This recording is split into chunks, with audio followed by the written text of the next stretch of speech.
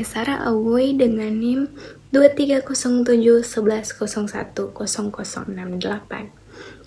Di sini saya akan membahas tentang aspek-aspek gugatan dalam peradilan tata usaha negara yang terbagi menjadi A. Perihal gugatan, B. Gugatan dan tenggang waktu, C. Gugatan dan penundaan pelaksanaan keputusan tata usaha negara, dan yang terakhir D. Gugatan terhadap hak uji material. Nah, di sini saya akan sedikit menjelaskan tentang gugatan terhadap hak uji material. Ketentuan mengenai hak uji material ini ditemukan dalam Undang-Undang Nomor 14 Tahun 1970 tentang pokok-pokok kekuasaan kehakiman. Ketetapan MPR Nomor 3/MPR/1978 dan Undang-Undang Nomor 14 Tahun 1985 tentang Mahkamah Agung, serta dituangkan dalam Peraturan Mahkamah Agung RI Nomor 1 Tahun 1993 tentang pelaksanaan peradilan mengenai gugatan tentang hak uji material. Terakhir, dalam Undang-Undang Nomor 5 Tahun 2004 tentang perubahan atas Undang-Undang Nomor 14 Tahun 1985 tentang Mahkamah Agung. Pengertian dari gugatan hak uji material.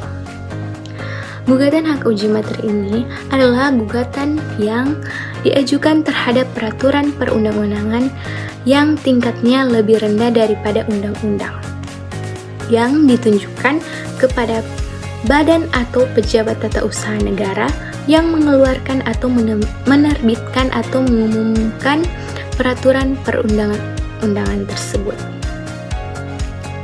Selanjutnya, ada pengajuan gugatan terhadap hak uji material. Pengajuan gugatan terhadap hak uji material ini dapat diajukan langsung ke Mahkamah Agung atau dapat juga didaftarkan di Direktur Tata Usaha Negara atau pula melalui pengadilan tingkat pertama yang wilayah hukumnya meliputi tempat tinggal penggugat untuk diteruskan ke Mahkamah Agung. Gugatan ini diajukan dalam 3 rangkap dengan menyebutkan sejelas-jelasnya alasan yang menjadi dasar diajukannya gugatan tersebut. Gugatan hanya dapat diajukan oleh penggugat sekali saja dan sebelum diputus dapat dicabut kembali. Putusan terhadap hak uji material ini tidak dapat diajukan peninjauan kembali atau yang disebut juga dengan PK. Bahkan apabila selama proses penggugat ini meninggal dunia, gugatan tidak dapat dilanjutkan oleh ahli waris. Selanjutnya ada juga pemeriksaan terhadap hak uji material. Pemeriksaan terhadap hak uji material ini dilakukan oleh majelis yang ditunjuk langsung oleh Ketua Mahkamah Agung, termaksud gugatan yang diajukan untuk diperiksa dan diputus pada tingkat kasasi. Pemeriksaan dilakukan dengan menerapkan ketentuan hukum acara yang berlaku bagi sebuah perkara yang dinamakan dengan kontentiosa. Nah, perkara kontentiosa ini adalah jenis perkara perdata yang melibatkan sengketa atau konflik kepentingan antara dua pihak atau lebih, yang biasanya disebut dalam perdata itu penggugat atau tergugat, yang memerlukan penyelesaian melalui putusan hakim. Nah, perkara ini bersifat adversial, di mana terdapat pihak yang merasa haknya dirugikan dan menuntut pihak yang lain.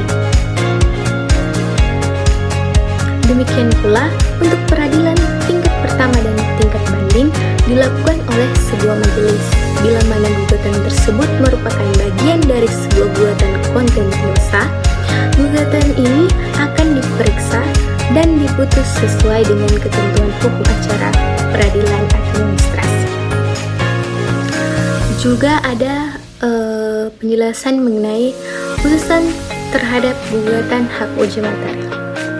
Putusan terhadap gugatan hak uji materi ini merupakan bagian dari sebuah gugatan kontentiosa yang diperiksa dan diputus oleh majelis hakim, peradilan tingkat pertama dan banding.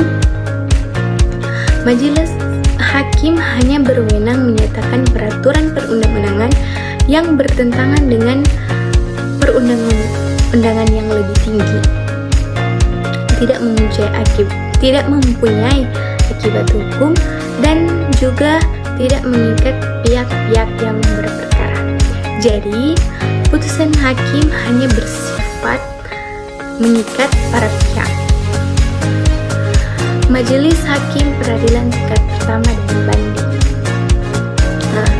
Jadi untuk majelis hakim peradilan tingkat pertama dan banding ini sesungguhnya tidak melakukan hak uji material, sebab pengertian dari hak uji material ini ialah menyatakan suatu peraturan perundang-undangan yang digugat tidak sah karena bertentangan dengan undang-undang atau peraturan perundang-undangan yang lebih tinggi, yang merupakan kewenangan dari Mahkamah Agung.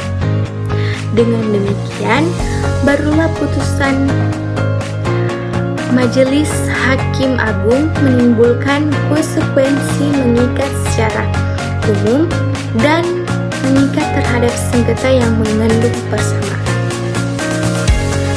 Nah, dari yang saya jelaskan tadi, ada beberapa persoalan seperti apakah Mahkamah Agung memiliki wewenang mengeluarkan peraturan mengenai hak uji materi sebagaimana tersebut di atas, dan apakah dasar hukum atau atributif wewenang Mahkamah Agung mengeluarkan peraturan Mahkamah Agung nomor 1 tahun 1993 tersebut. Juga terakhir ada yang menanyakan tentang bagaimana jika para pihak tidak menyatakan banding ataupun kasasi terhadap putusan sengketa hak uji material yang menyatakan peraturan perundang-undangan yang bertentangan dengan undang-undang atau peraturan perundang-undangan yang lebih tinggi itu tidak mempunyai akibat hukum dan tidak mengikat para pihak.